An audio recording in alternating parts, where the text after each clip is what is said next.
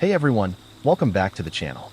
I've got a story for you today that shows exactly why some commercial landlords deserve to be taught a lesson. Get comfortable, and let's dive into it.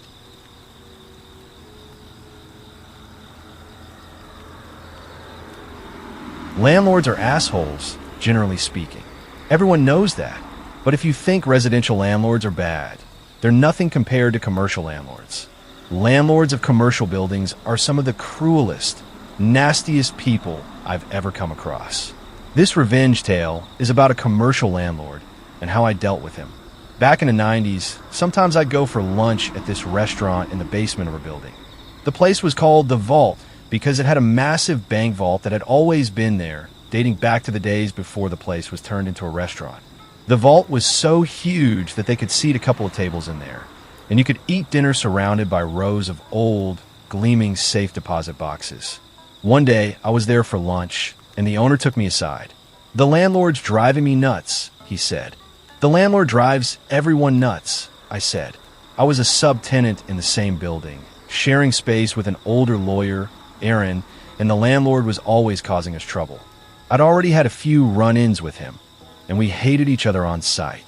In most jurisdictions, commercial landlords don't need court orders to get you out if you're late with the rent. Instead, they just change the locks, and you find out about it when you show up and your key doesn't work. Every time our landlord had a dispute with anyone, which was often, he'd always threaten to change the locks. "He keeps demanding all this stuff for extra rent," the vault's owner said, "and it's really weird because a lot of it's really old." The restaurant owner showed me a letter the landlord had served on him earlier that day. I looked over the demand and read a list of expenses for snow removal and parking lot repair and common area flooring and all kinds of crap going back years. I read it all the way to the end, and there was the usual clause saying he was going to change the locks if the tenant didn't pay this and do that. "You do something to make the landlord hate you?" I asked, because this is a bit over the top, even for our asshole landlord. He knows I'm moving the restaurant. I think he's trying to grab as much money as possible before I go. Plus, he's giving me grief over the vault. He won't let you take it with you. Are you kidding? It weighs almost 100 tons, and I don't need it. But the lease says I have to remove it, and that I also have to restore the building to what it was before there was a vault. That would cost a fortune. The asshole landlord says if I leave the vault behind when I move, he'll sue. "Send your lease up to my office and let me look it over," I said. I finished my lunch, and when I got back to my office, the lease was waiting for me. It was just as bad as the restaurant owner said. The lease was a renewal of an assignment of a renewal. The original documents dating back to the shortly after WW2 when a bank first leased the place and the vault was installed. Somehow the landlord had suckered the restaurant into taking over a lease that left him liable to remove a bank vault at the end of term. No big deal. I thought the restaurant can default, and all the landlord can do is sue a shell company. But when I got to the last page of the lease, there was a guarantee clause. The restaurant owner had personally guaranteed the lease, and he was on the hook for removing a vault weighing 100 tons and then fixing the place up. It would cost a fortune. The case was hopeless, of course. That was obvious right away.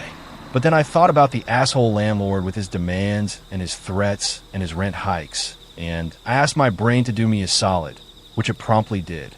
I picked up the phone and called the restaurant owner. "I'm fucked, right?" He said, "You're calling me to say there's no way out." That's what my commercial lawyer already said. But I just thought I'd ask. I can save you, but it's going to cost. How much? $5,000 in legals and another G note for the agent. Agent? What kind of agent? Real estate. Send up a check, certified, and leave the rest to me. The check hit my desk in less than an hour. I went to Aaron's office. "I need a real estate agent," I said. "You buying a house?" "Nope." "Selling a house?" "Nope." By this point, I've been sharing space with Aaron for almost 5 years, and he knew me pretty well. "You pulling one of your stunts again?" he asked. "Yup, but nothing that will get you into trouble." Aaron reached out for his old school Rolodex and started flipping through it. "I know a guy," he said. Aaron knew all kinds of guys, and that's one of the reasons he eventually got disbarred. But he knew a guy, and he gave me the agent's name and number, and the next day, I paid the agent a visit. I told him what I needed, and we agreed to terms. I gave him some papers and the cash for his fee. A few days later, I was again at the vault for lunch. The owner saw me walk in and greeted me himself. "The landlord's here," he said. "What? For lunch?" And to be an asshole, "Let's sit in the vault room so I don't have to look at his face." He took me to the vault room, and with the door almost completely closed, we had a consultation while we ate pasta and drank red wine. "We're making demand on the landlord," I said, between bites of a perfect carbonara. "Demand? What are we demanding?" I pulled a document out of my briefcase and passed it to him while I sipped my wine. "We're demanding that the asshole landlord release all the restaurant equipment, all the fixtures, the ovens, the freezers, the ventilation, everything you need to run a restaurant. The lease exempts all that stuff," the restaurant guy told me. "He can't stop me taking what I want. The only thing that matters is the vault, and of course I don't want that." I shook my head. "You need the vault," I said, "and we're demanding that he release the bank vault as well. We're insisting that he let you take it out within 7 business days. You think you can beat the landlord with reverse psychology? You think if you treat him like a 2-year-old, you can manipulate him into doing what you want? We'll find out soon enough." He's had the demand for a couple of days now.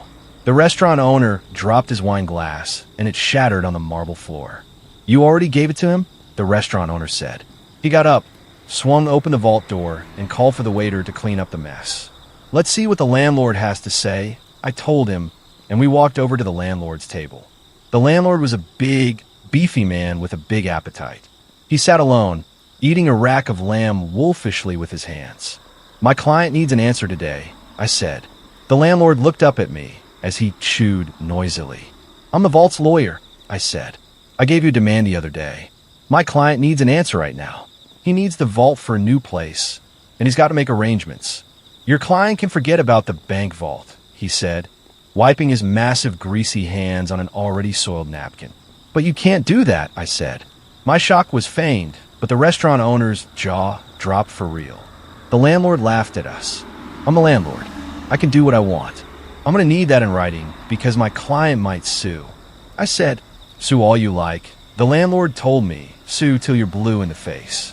He told me that I'd have a formal response by day's end, and then he told me to go away and let him finish his lunch. When the letter arrived from the landlord claiming ownership over the bank vault, I brought it downstairs and showed it to my client. "How the hell did you do that?" "Trade secret," I said. The following month the restaurant moved out and the place was empty, and that was too bad because I had always liked eating at the vault. Now the restaurant was in a new location 20 minutes away. They called the new place the Vault, and they preserved the vibe of the old place.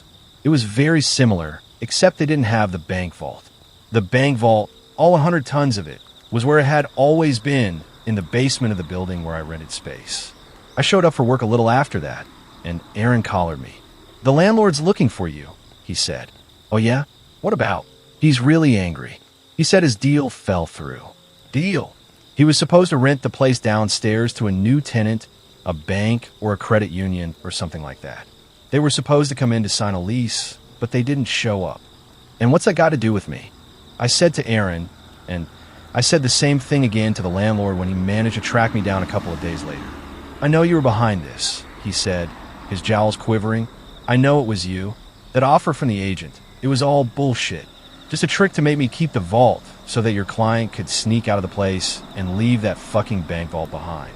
I'm gonna sue it. If you're looking for counsel, I think I'm going to have to declare a conflict. I'm going to sue the restaurant and that agent, and I'm going to sue you." He stormed off, but the landlord didn't sue. Of course he didn't.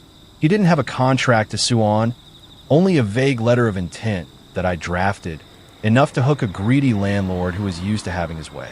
The offer he'd received was non-binding, incapable of acceptance without the signing of a formal lease, which of course never got signed. When I left Aaron's place a year later, the downstairs was still unoccupied, with a sad for rent sign sitting in the window, starting to look faded.